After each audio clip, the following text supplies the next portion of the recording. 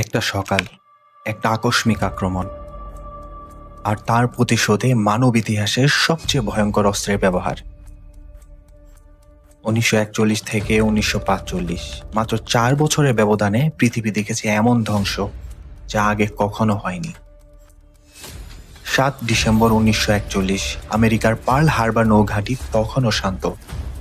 হঠাৎ সাইরেন বেজে ওঠে। কেউ বুঝে ওঠার আগেই জাপানের যুদ্ধ বিমান আকাশ থেকে ঝাঁপিয়ে পড়ে। বোমা, টর্পেডো, আগুন, চারদিকে শুধু ধ্বংস। মাত্র ৪৫ মিনিটে ২০টির বেশি জাহাজ ধ্বংস, ৮টি ব্যাটলশিপ ধ্বংস, ৩০০+ বিমান ধ্বংস। এই হামলা আমেরিকাকে সরাসরি যুদ্ধে ঠেলে দেয়। তখন দ্বিতীয় বিশ্বযুদ্ধ চলছে।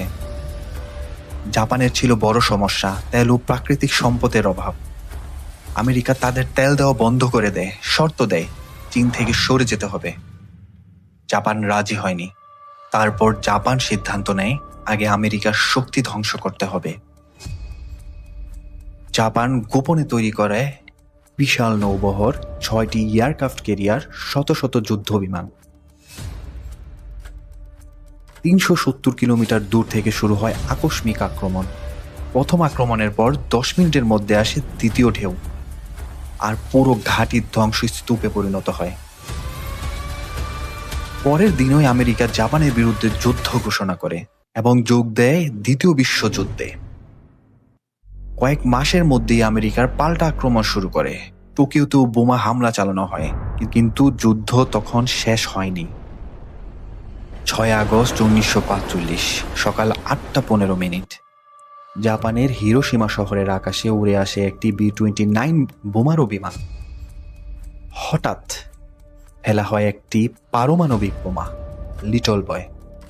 ৪৩ সেকেন্ড পর ৬০০ মিটার উপরে বিস্ফোরণ। এক মুহূর্তে ৮০,০০০ মানুষ নিহত, ৭০% শহর ধ্বংস। পরে মৃত্যুর সংখ্যা ১,৪০,০০০-এ ছড়ায়। এই যেন শহরের সম্পূর্ণ শেষ।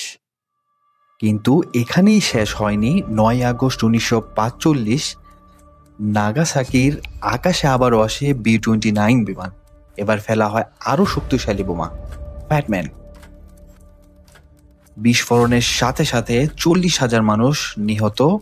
পরে মৃত্যু সংখ্যা ৭০,০০০-এ ছড়ায়। শহর পরিণত হয় ধ্বংসস্তূপে। অবশেষে ১৫ আগস্ট ১৯৪৫-এ জাপান আত্মসমর্পণ করে। শেষ হয় দ্বিতীয় বিশ্বযুদ্ধ।